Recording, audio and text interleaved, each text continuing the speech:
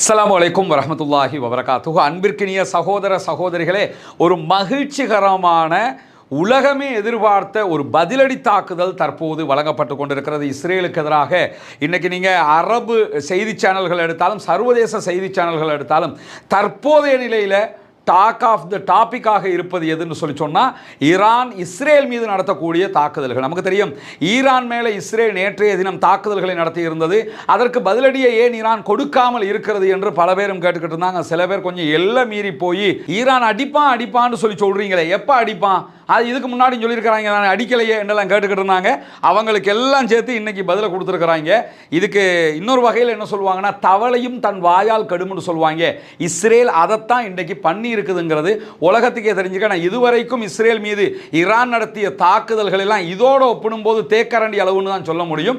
அந்த அளவுக்குண்டான ஒரு படு பயங்கரமான தாக்குதல் இஸ்ரேலுடைய விமான நிலையங்கள், இஸ்ரேலுடைய இராணுவ தளங்கள் மீதெல்லாம் நடத்தப்பட்டிருக்கு. இதில் என்ன ஆச்சரியமான காமெடியான செய்தின்னு சொன்னால், சற்று நேரத்துக்கு முன்பதாக இந்த தாக்குதல்கள் நடைபெற ஆரம்பித்ததோடு இஸ்ரேலிய ஆக்கிரமிப்பு அரசாங்கம் ஒரு அறிவித்தலை விடுத்திருக்கிறார்கள். அந்த அறிவிப்பில் அவங்க என்ன சொல்றாங்கன்னு சொன்னா, இஸ்ரேலுக்குள் நடத்தப்படுகிற தாக்குதல்கள் தொடர்பான வீடியோக்களையோ செய்திகளையோ யாராவது பகிர்ந்தால் பரப்பினால் தேச துரோக குற்றத்தில் கைது செய்யப்படுவார்கள்.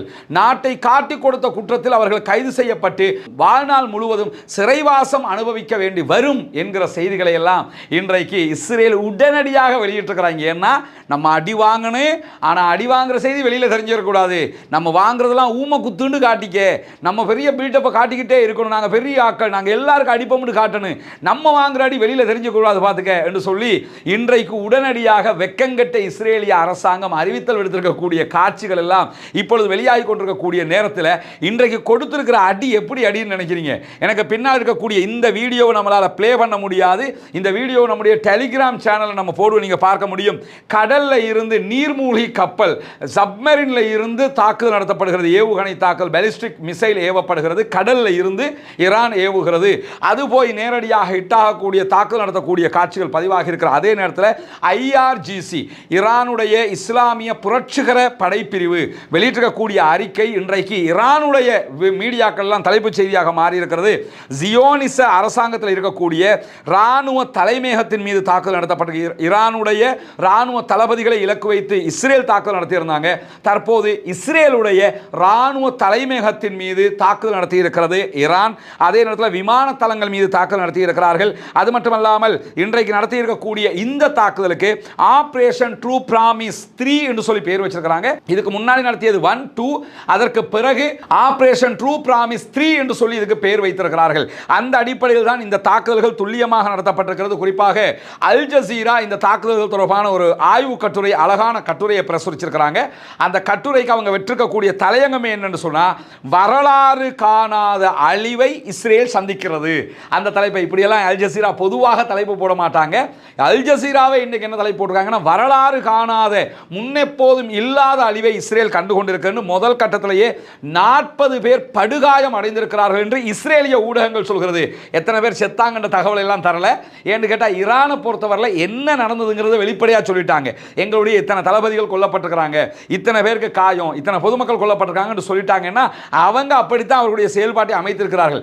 ஆனால் இந்த ஜியோனிஸ்டுகள் என்ன பண்ணுவாங்கன்னு சொன்னால், தாங்கள் வாங்குகிற அடியை மறைத்து கொண்டு நாங்கள் தான் எல்லாருக்கும் அடிக்கிறோம் இந்த மாதிரி காட்டுவாங்க. அந்த அடிப்படையில் இந்த அறிவிப்பு வெளியிட்டிருக்கிறாங்க, யாரும் செய்தியை வெளியே சொல்லக்கூடாது பார்த்துக்கன்னு.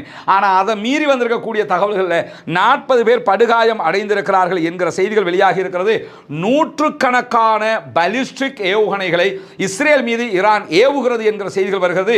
குறிப்பாக 3ஆம் கட்டமாக, ஒரே தடவை ஏவாம 3 கட்டமாக அவர்கள் ஏவுகணைகளை ஏவிக்கொண்டிருக்கிறார்கள்.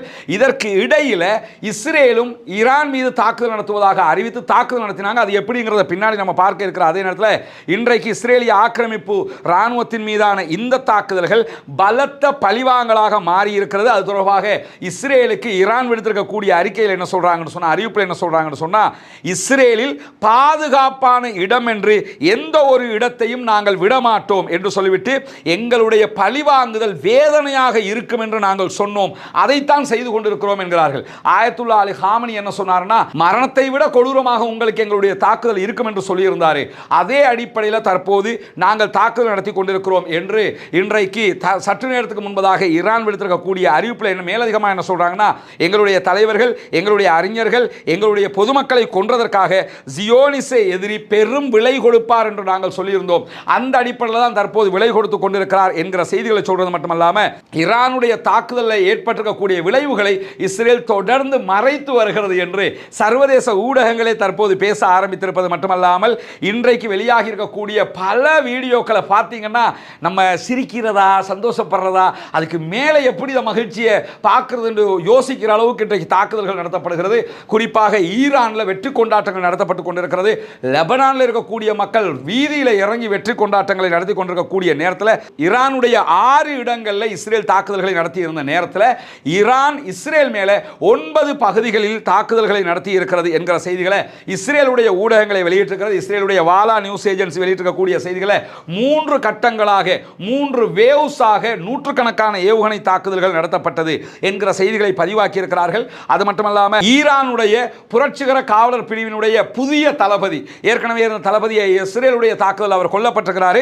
புதிய தளபதியாக பொறுப்பெடுத்திருக்கக்கூடிய அகமது வாஹிதி வெளியிட்டிருக்கக்கூடிய அறிக்கையில் என்ன சொல்றாருன்னா, ஜியோனிச கொலைகார அரசாங்கத்துக்கு எதிராக எதிரிக்கு எதிராக நரகத்தின் வாசல்களை நாங்கள் திறந்து வைத்திருக்கிறோம்.